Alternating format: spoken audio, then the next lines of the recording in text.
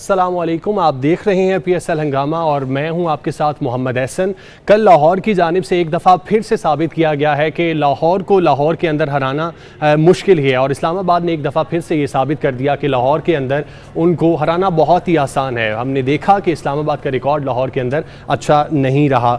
इससे पहले लाहौर का पेशावर के साथ जब मैच हुआ था तो वो एक डू एंड डाई का सिचुएशन थी जिसमें लाहौर कलंदर्स की जानिब से कम बैक किया गया और उसके बाद लाहौर एक चैंपियन टीम बनकर उभरी है। इस मैच पर डिस्कशन करने के लिए हमारे साथ सकलैन मुश्ताक साहब मौजूद हैं और सलीम मलिक साहब हमारे साथ स्टूडियोज़ में मौजूद हैं। सकलैन भाई, सबसे पहले आपका रुख करते हैं। बहुत शुक्रिया आपका, आप हमारे साथ मौजूद हैं। कैसे देखते हैं कल लाहौर की परफॉर्मेंस, और ये परफॉर्मेंस का सिलसिला सिर्फ कल नहीं था, उससे पहले जो लाहौर की जानिब से कराची को शिकस्त दी गई, फिर कल का जो मैच था, कैसे देखते हैं लाहौर एक बड़ी चैंपियन टीम बनकर उभरी है? ये लाहौर छा गया है जी। लाहौर ने जो काम कर दिया है पिछले 2 मैचों में, I think I will give lot of credit to Shaheen Afridi. उससे एक इंटरव्यू लिया गया था जब वो कराची से गालिबन हारे थे। बड़ा आई थिंक इम्पोर्टेंट मैच था लाहौर कराची का, और उसका चेहरा नीचे था बट अंदर से उसका आज़म इरादा बहुत पुख्ता था, स्ट्रॉन्ग था। गालिबन रमीज भाई ने पूछा और उसने कहा जी कि हम इनको सेमीफाइनल में जाके देखेंगे, अगले राउंड में या सेमीफाइनल, कुछ इस तरह की उसने बात कही थी और उसने ठाना हुआ था। और आई थिंक जब लाहौर कराची का मैच हुआ उसमें भी आउटस्टैंडिंग किस्म की लाहौर ने परफॉर्मेंस दी, खास तौर पे शाहीन अफरीदी की जो है वो लीडरशिप क्वालिटीज़ और जिस तरीके से उसने ऑपरेट किया पूरी टीम को। हालांकि उनका सुनहरा हेड कोच भी नहीं थे और वो जो है वो अकेला ही लेके चल रहा था टीम को। और कल के मैच में भी जिस तरह शाहीन ने परफॉर्मेंस दी है और ओवरऑल जो लाहौर कलंदर ने परफॉर्मेंस दी है, आप किसी भी डिपार्टमेंट को उठा के देख लें, चाहे वो बैटिंग है, बॉलिंग है, फील्डिंग है, चाहे वो लीडरशिप क्वालिटीज़ है, चाहे उनके प्लान्स की एग्जीक्यूशन है, या फिर उनके अंदर जो एक वाइब्स थी या कॉन्फिडेंस था, और जिस तरह वो डोमिनेटिंग अप्रोच के साथ क्रिकेट खेल रहे थे, आई थिंक उन्होंने सारी बॉक्सेस टिक किए and they well deserve to be in the final.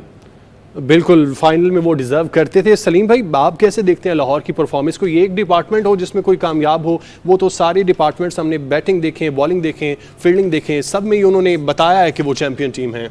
यार, इसमें जो मुझे जो सबसे ज़्यादा अजीब बात लगी ना कि इस्लामाबाद, देखें लाहौर, इस्लामाबाद पिछले कई मैचों से लाहौर में मैच नहीं जीत रहा और वो स्ट्रगल कर रहा था। यहाँ मुझे लगता है वो जैसे एक टाइम आया था कि हम इंडिया से जब भी वर्ल्ड कप होता है कहते हैं हम जीतते नहीं, तो ये लगता है लाहौर उनके लिए कोई इतना अच्छा वेन्यू साबित नहीं हुआ। दूसरी बात ये, अगर मुझे ये समझ नहीं आ रही कि इस्लामाबाद ने, अगर आप देखें कि उनकी बॉलिंग में उन्होंने 7 बॉलरों से ओवर करवाए हैं, जो कि नज़र ये शो करता है कि आपको कॉन्फिडेंस नहीं है अपनी बॉलिंग पे, या आपने जो होता है ना कि 5 बॉलरों के साथ आप जाते हैं, जब कभी ज़रूरत पड़ती है तो आप छठे बॉलर की तरफ जाते हैं। और फिर यहाँ अमाद वसीम ने, अगर आप देखें, 3 ओवरों में 16 रन दिए थे, उसको चौथा ओवर ही नहीं करवाया। तो ये मेरा ख्याल है कहीं ना कहीं उस शदाब जो था वो बहुत मुझे अंडर प्रेशर लगा। फिर अगर आप देखें, हम फ़हर से एक्सपेक्ट करते थे कि बहुत ज़्यादा स्कोर करेगा। अच्छा, कल मैं हमेशा इनकी बैटिंग की बहुत ज़्यादा करता था, बॉलिंग का मैं इनका नहीं इतना लाहौर कलंदर का कर रहा था। और कल मगर देखें वो टॉप जो बैटिंग है वही लेके इस्लामाबाद को चलेगी। मैं हमेशा कहता हूँ जब 200 का स्कोर जब बोर्ड पे लगा होता है ना, तो फिर आप एक टारगेट देते हैं अपने बॉलिंग के लिए कि उनके लिए बड़ी आसानी होती है कि 10 रन चेज़ करनी होती है। मगर इसमें एक चीज़ मैं सलमान मिर्ज़ा की बड़ी तारीफ़ करूँगा कि उसने पहले 4 में से 3 उसने आउट किए हैं, और जो जिसको कहते हैं ना वो पंजाबी डंड पाया, वो उसने सलमान ने डाला है। उसने पहले 4 विकेटें जो आउट हुई हैं, उसके बाद मेरा ख्याल है इस्लामाबाद स्ट्रगल ही करता रहा। अगर इनकी बैटिंग भी देखें इस्लामाबाद की, तो ये साहबजादा के अलावा, फरहान के अलावा, ये स्ट्रगल ही करते हुए मुझे नज़र आए हैं। इस मैच में भी स्ट्रगल करते नजर। वहाँ बैटिंग अगर आप देखें तो पिछले 2-3 मैचों से लाहौर बड़ा अच्छा परफॉर्म कर रही है। अगर फ़खर नहीं चला तो नीचे से नईम ने कर दिया, अब्दुल्ला ने कर दिया, कितनी खूबसूरत बैटिंग की थी पिछले मैच में, परेरा ने कर दिया, राजा पस्के जो है, ये मतलब उनकी बैटिंग बहुत चल रही है। तो इसलिए मुझे हमेशा लाहौर की बैटिंग पे इसलिए कॉन्फिडेंस होता है। देखिए पिछले मैच में उन्होंने चेज़ किया, 190 चेज़ कर गई। इस मैच में उन्होंने टारगेट दिया 200 प्लस। बिल्कुल। तो मेरे ख्याल में बैटिंग बहुत बड़ा रोल अदा कर रही है, क्योंकि जो छोटा फॉर्मेट होता है ना, इसमें बॉलर के लिए चांसेस होते तो हैं पर मार बड़ी पड़ती है। बिल्कुल, इसी इस्लामाबाद की जो बैटिंग है इस पर सकलैन मुश्ताक साहब से बात कर लेते हैं। सकलैन भाई, इस्लामाबाद का अगर हम ओवरऑल बात करें, लाहौर के अंदर वो इतनी कामयाबियां हासिल नहीं कर सके, और अगर इस सीज़न की बात करें तो वो कोई मैच भी लाहौर के अंदर नहीं जीत सके। अगर हम बात करें उनके ओपनर मोहम्मद शहजाद की, तो इतने इंपॉर्टेंट मैच में मोहम्मद शहजाद को, एक नया प्लेयर है, उसको आपने ओपन करवा दिया और टारगेट आपका 200 प्लस है। इसके कैसे देखते हैं आप इस्लामाबाद की बैटिंग लाइन को? देखिए, अभी हम लोग ऑफ एयर थे, मलिक साहब ने मेरा ख्याल है ये स्टैट सामने दिए हैं कि पिछले 3 मैचों में इस्लामाबाद यूनाइटेड ने तकरीबन 12 चेंजेस किए हैं। आई एम नॉट श्योर, मेरी वो नज़रों से अभी नहीं गई क्योंकि मैं एनालिसिस कर रहा था, देख रहा था पिछले मैचेस भी, और तो मुझे मेरा इस तरफ ध्यान नहीं गया। गालिबन मलिक साहब ने ये कहा है, जब आप जा रहे होते हैं नॉकआउट में, एलिमिनेटर में, नॉकआउट में, बड़े मैच की तरफ, उस वक्त आपकी कोई चेंजेस होती नहीं है। चेंजेस आप शुरू से कर सकते हैं और बाद में आपकी एक सेटल सपल टीम बन जाती है। आपको पता चल जाता है ये मेरे बेस्ट 11 है और ये बेस्ट 11 के अंदर मेरे टॉप ऑर्डर के ये रोल्स हैं, और ये टॉप ऑर्डर है, ये मिडल ऑर्डर है, ये 5 ओवर करने वाले हैं, सबके रोल्स डिफाइन होते हैं। तो अगर पिछले 3 मैचों में इस्लामाबाद यूनाइटेड के 12 चेंजेस हुई हैं तो ये सारा एविडेंस सामने आ ही गया इनकी परफॉर्मेंस के थ्रू। अगर देखा जाए तो इनके जो मेन प्लेयर थे जो परफॉर्मेंस दे रहे थे, एक तो वो फॉरनर था गाउस या हाउस करके नाम उसका नाम है, वो नहीं था। कॉलिन मनरो नहीं था जो कि काफी अच्छा परफॉर्मेंस दे रहा था। दो के उसकी यानी हर मैच में नहीं थी performance, but team heavily rely कर रही थी और ये पीछे काफी अर्से से परफॉर्मेंस देता आ रहा था। एलेक्स एल्स ने एक अच्छी नॉक की, वो भी गायब था। और फिर इनका जेसन होल्डर जो था, जो कि हाईएस्ट विकेट टेकर था और उसने भी कई मैचों में मैच विनिंग परफॉर्मेंसेस दी, वो भी नहीं था। तो कुछ ये भी था, कुछ बहुत सारी चेंजेस भी थी, उसके साथ बैटिंग ऑर्डर की भी चेंजेस। तो ये 3-4 चेंजेस जब होती है ना, तो उस वक्त आपको जो है ना वो मुश्किल पड़ जाती है, क्योंकि you are still trying to find a best combo on the day against the opposition in a crunch situation. That's the difficult situation. Nobody wants in that sort of situation कि उसमें जाके वो अपने प्लान्स को execute कर सके। तो I think बहुत सारी चीजें इस्लामाबाद यूनाइटेड के अंदर चल रही थी और प्लस कुछ इंजरीज भी थी। तो कुछ इन्होंने आई थिंक ये सारी चीजों का जो बना हुआ था उसकी वजह से, अगर आप इनकी बॉलिंग को देखें ना, अभी मलिक साहब ने बात की थी इस्लामाबाद यूनाइटेड की, इन्होंने 7 बॉलर्स इस्तेमाल किए। पिछले 3 मैचों में नसीम शाह की परफॉर्मेंस उस तरह की नहीं चल रही थी, जो कि नया गेंद करता है और डेथ में आता है, उसकी फॉर्म भी नहीं है। तो कैप्टन को इसको भी सोचना है कि यार इसको किस तरीके से बेस्ट यूटिलाइजेशन भी हो जाए और काम भी हो जाए। और वो बेचारा नजर ही नहीं आ रहा कि उसके अंदर जो पुराना नसीम शाह है उस तरह की परफॉर्मेंस नहीं आ रही थी। टाइमर मिल्स आया है, वो भी ठीक था। सलमान शाह जो इंडक्ट किया बाद में, वो भी उसका भी ठीक था, बट आपके पास जो बॉलिंग यूनिट था वो भी उस तरह नहीं था। तो आप देखें जिमी नीशम अभी आया, उसने भी 1-2 ओवर किए। तो जब आपके पास कोई समझ नहीं आ रही होती ना बॉलिंग यूनिट में, जैसे अब लाहौर कलंदर की तरफ पता है जो है अपना शाहीन अफरीदी जो है ऑन टॉप ऑफ जो है वो आके ऊपर से अटैक करेगा, फिर सलमान मिर्जा है वो कर रहा है, फिर इनके पास हारिस रऊफ है, फिर जमान खान भी बीच में आता है, फिर इनके साथ इनके स्पिनर्स भी बीच में आ जाते हैं। तो बॉलिंग यूनिट भी सॉलिड लग रहा है। तो आप अगर इधर देखें तो इनकी ना परफॉर्मेंस है, ना एविडेंस है, ना इनके अंदर वो सॉलिडिटी नजर आ रही है। आई थिंक बहुत सारे इश्यूज थे, इसलिए मैंने कहा लाहौर कलंदर डिजर्व करता था कि फाइनल में जाना। सकलैन भाई, आपने बैटिंग और बॉलिंग की बात की इस्लामाबाद की। साहबजादा फरहान जो पूरे सीजन में परफॉर्म करते चले आ रहे थे, उनको कीपिंग करवा दी गई। हालांकि अगर उनका रिकॉर्ड उठाकर देखा जाए तो एज अ बैट्समैन और साथ एज अ कीपर बैट्समैन, वो 2 डिफरेंट तरह के प्लेयर हैं। वो उनका रिकॉर्ड जो कीपिंग के साथ है वो बिल्कुल वैसा नहीं है जिस तरह वो परफॉर्म करते चले आ रहे हैं। उनकी जानिब से जो मैनेजमेंट की जानिब से कीपिंग कराई गई है, उस पर कैसा आप लेते हैं? वो देखे ना, जैसे पहले कहा कि हमने ऑफ एयर, ये मलिक साहब ने मुझे बात दी और मैं भी स्टडी कर रहा था कि बहुत सारी चेंजेस चल रही हैं, क्योंकि जो हमारा विकेट कीपर इनका इस्लामाबाद यूनाइटेड का विकेट कीपर था वो आजम खान, वो बेचारा बैटिंग में तो उसका कुछ सीजन लगा ही नहीं और कीपिंग में भी वो स्ट्रगल कर रहा था। फिर वो यंग लड़के को लेके आए गाजी गौरी को, उसमें भी उनको स्पार्क नजर नहीं आया। बैटिंग इनकी वैसी वो नहीं थी, कॉलिन मनरो भी नहीं था, हेल्स भी नहीं था। इन्होंने कहा यार किसी तरीके से एक्स्ट्रा बैट्समैन को डाल दिया जाए कीपर की जगह पे और किसी तरीके से जनाब इसको जो है साहबजादा फरहान को कीपिंग करवा दी जाए। मैं ये समझता हूँ टू मैनी एक्सपेरिमेंट्स, आप इस तरह जाके नहीं कहते, आप वापस उसी पे चले जाते आजम खान के ऊपर।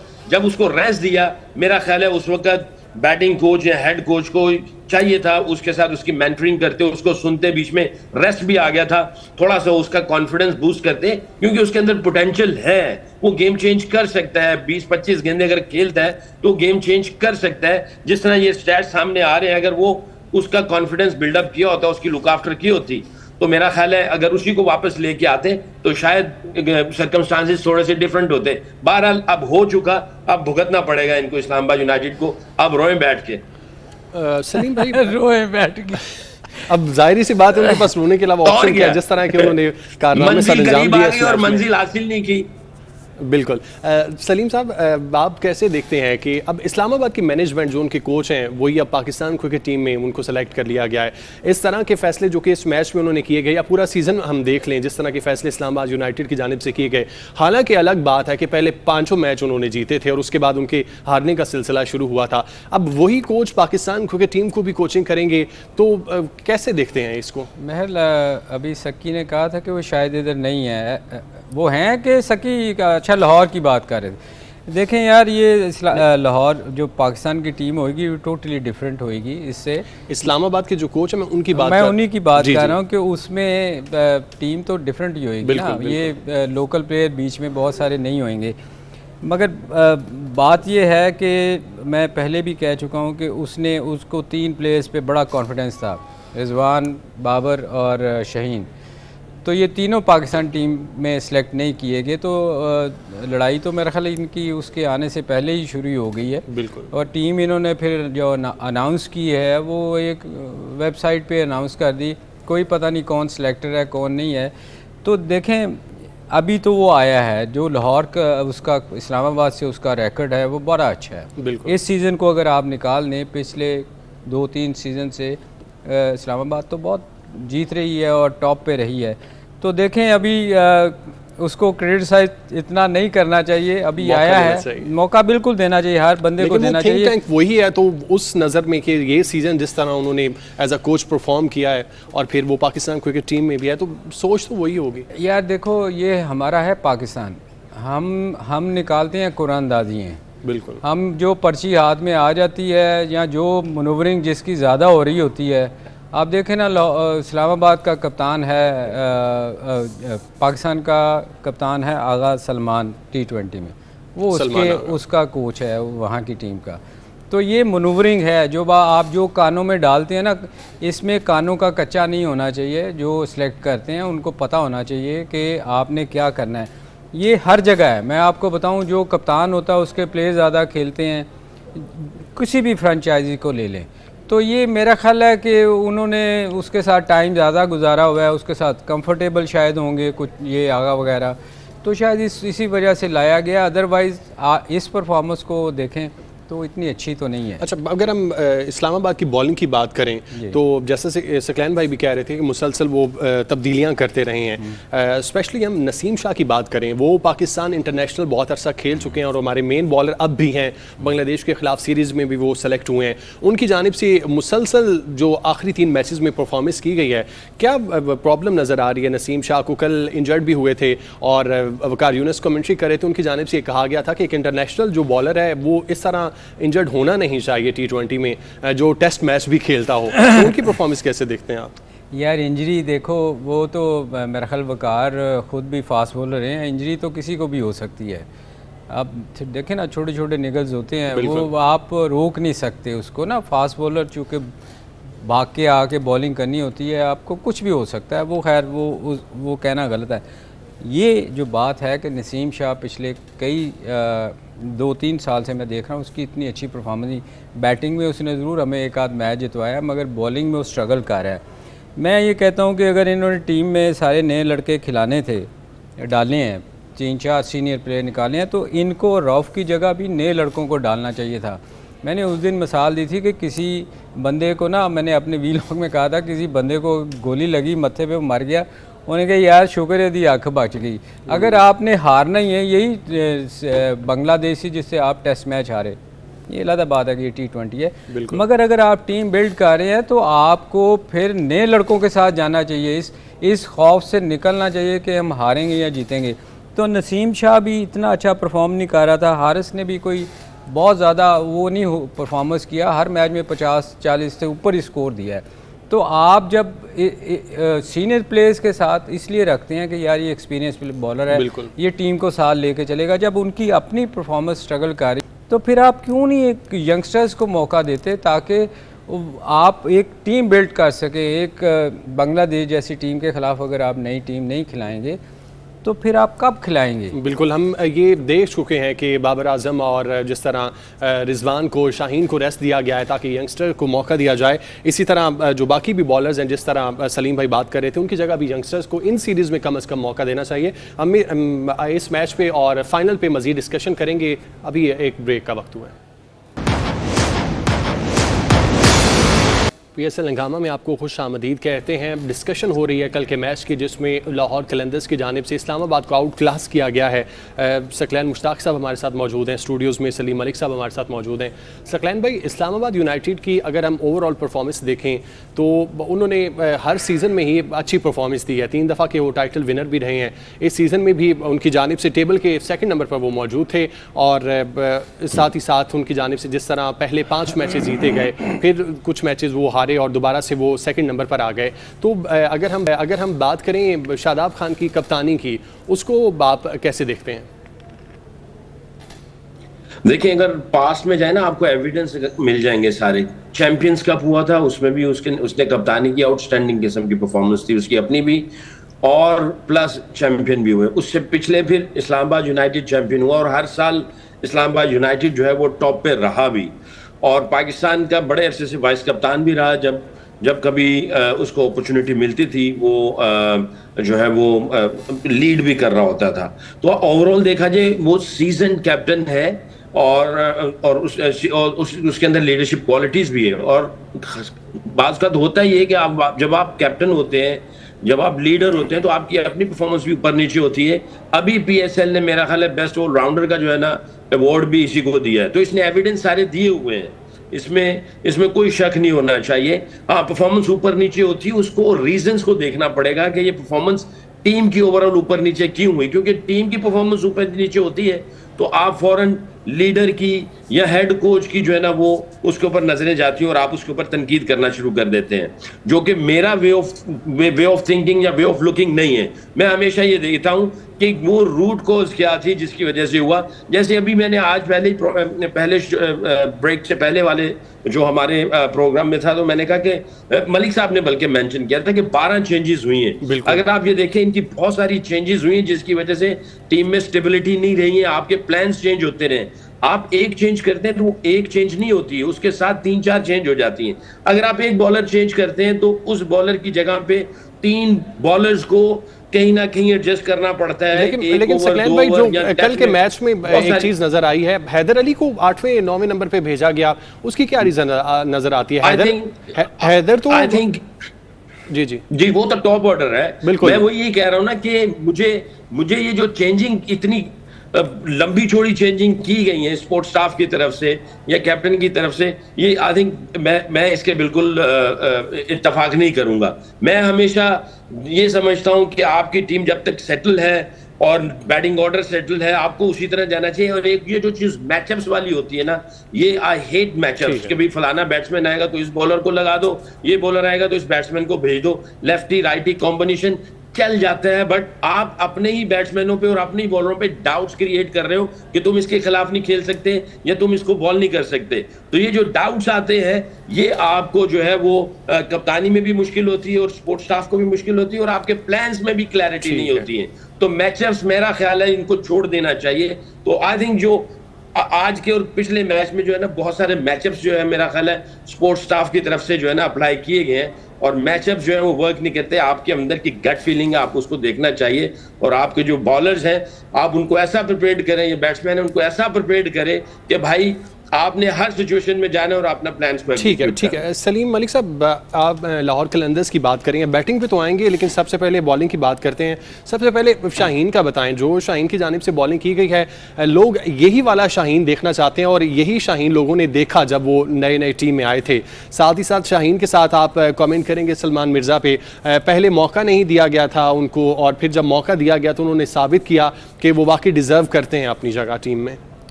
शाहीन को किसने देखा है कि उसने वो क्या कमाल कर दिया है पिछले मैच में? कल के मैच में क्या किया? 3 आउट किए, बिल्कुल, उसमें से 2 तो उसने आखिरी 2 आउट किए हैं। लेकिन आउट तो के और बात आप सुने- देखें स्कोर तो बात नहीं, ऊपर से सुनिए। जब वो बॉलिंग का स्टार्ट करने आए तो उन्होंने स्कोर को भी रोका, विकेट भी ली। एक मिनट में सुन लें, मेरी आपने सवाल किया तो जी। सुन लें। उसने 1 आउट किया ऊपर से, बिल्कुल, 3 आउट, 4 में से 3 आउट सलमान ने किए। मैं सलमान मिर्जा का इसीलिए नाम दिया कि नहीं, मैं मैं सलमान को भी आपको क्रेडिट इसलिए देना बता चाहता रहा हूँ कि हूँ। उसने कोई कमाल पिछले मैच में नहीं किया। और देखें, ये कमाल तो जब होता कि ये सलमान से आउट करवाता, लेकिन 3 या रन सिर्फ दिए हैं शाहीन ने। जब हम यही बात करते रहते हैं कि जी बॉलिंग में एंड में मार पड़ती है, तो जब कोई अच्छा बॉलर कर रहा हो तो ज़रूरी नहीं होता कि मैंने ही ओवर करने हैं। जब आसान विकेटों की ज़रूरत होती है तो आप आगे 2 आउट कर लेते हैं। आखिरी बात करनी चाहिए सलमान की, जिसने डंट डाला उनको और जिसने मैच जितवाया। असल हीरो वो था। बिल्कुल, शाहीन नो डाउट मैं उसके ख़िलाफ़ नहीं हूँ, उसने आउट किया, मगर आउट आप देखें कि किसने किस मौके पे आपको आउट करके दिए। वो 4 में से 3 तो उसके थे। देखें, इस ज़मान की आप बात कर रहे हैं ना, मैं आपको छोटी सी एक मिसाल दूँ। मैं जब कप्तान बना ना, तो मैं न्यूजीलैंड जा रहे थे हम लोग, तो मैं सकलैन के ख़िलाफ़ PIA से खेलते थे। मैं फ़र्स्ट टाइम खेला, तो जब मैं खेला ना, तो मुझे सकलैन की, मैं अक्सर सकलैन को कहता हूँ कि मुझे उसकी समझ ही नहीं आई। जो बाहर उल्टा पहली दफ़ा फर्स्ट टाइम खेल रहे थे, मुझे बहुत सारे लोगों ने कहा, तो मैंने कहा ये क्या हुआ है।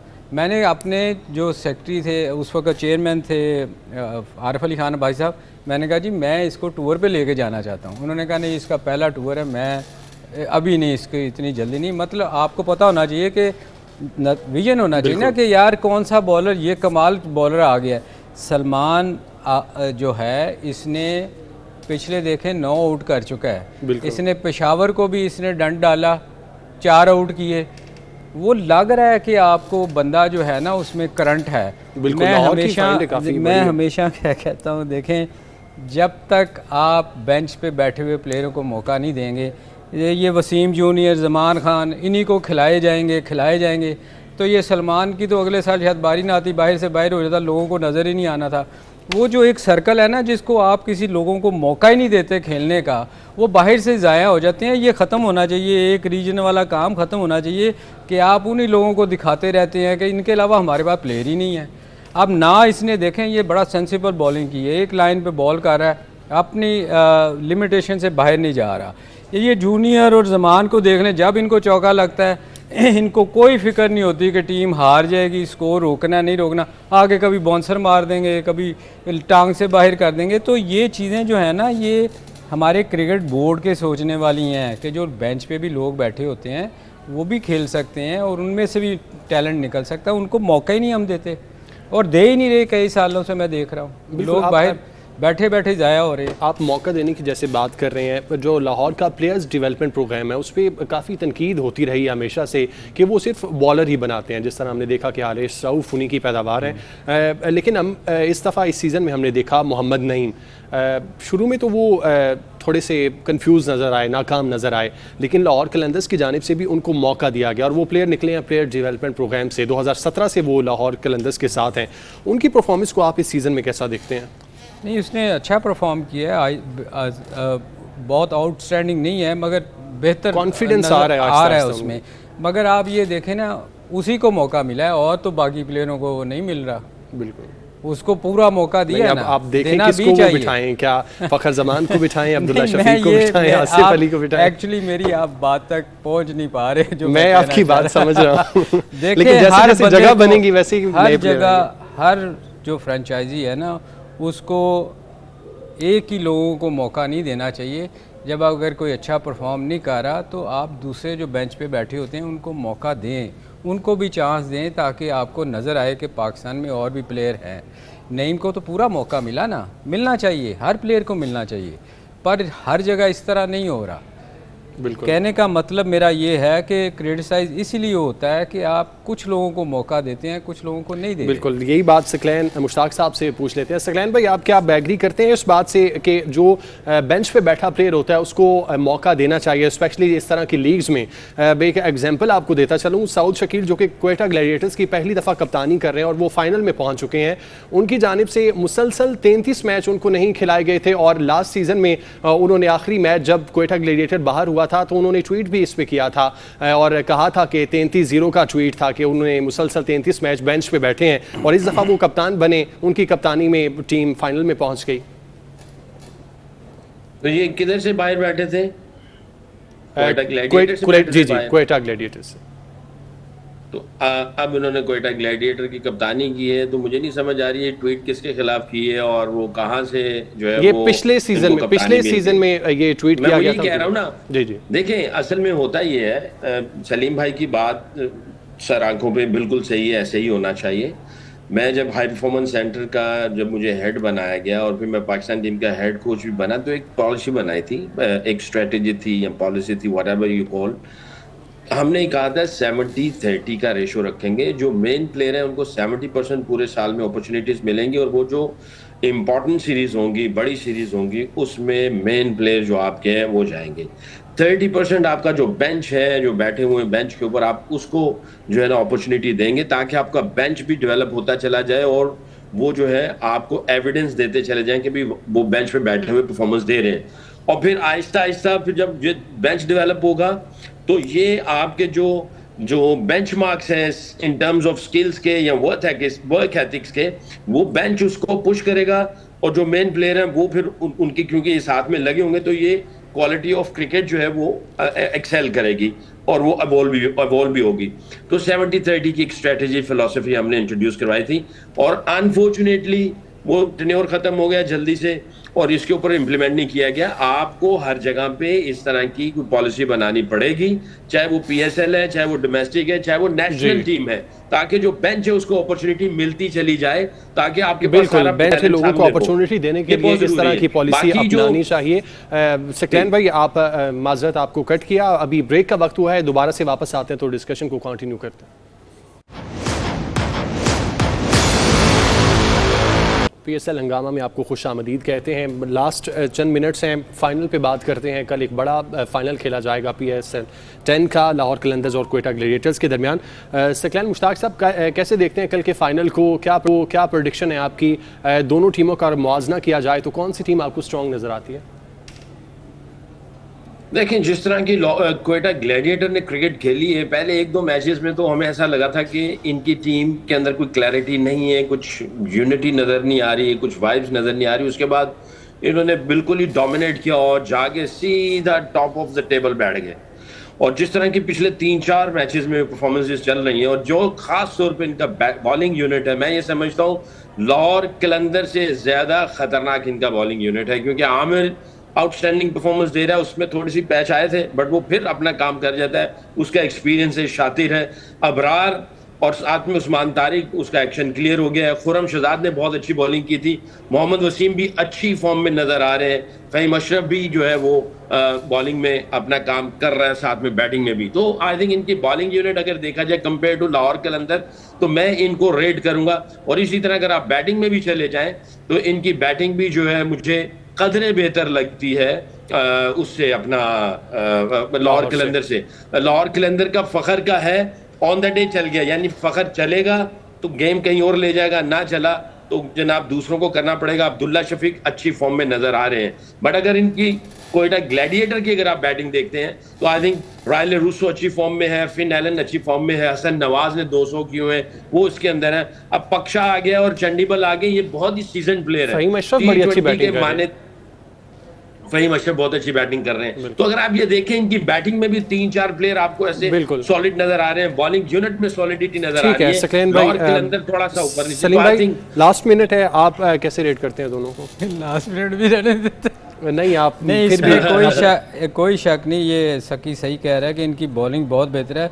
उधर तो मुझे लाहौर कलंदर में मुझे कोई इतनी ख़ास सलमान के अलावा कोई बॉलर नज़र नहीं आता, मगर चूँकि उनकी बैटिंग बॉल लंबी है, अगर लाहौर कलंदर जीता, मैं पहले भी कहता हूँ कि मैं उनके बैट्समैनों का ही नाम लेता हूँ, मैंने 2-3 सेगमेंट में उनकी बॉलिंग का किसी का नाम नहीं लिया, चूँकि सलमान के आने से इनकी बॉलिंग में एक वो वाहद बंदा है जो डंड डाल सकता है। बाकी मुझे किसी पे इतना यकीन नहीं है, जीतेंगे तो बैटिंग की वजह से जीतेंगे। ठीक है, बहुत शुक्रिया सलीम साहब, सकलैन साहब के लिए। कल PSL का एक बड़े मार्के का फाइनल है, कल मैच से पहले इंशाल्लाह डिस्कशन होगी।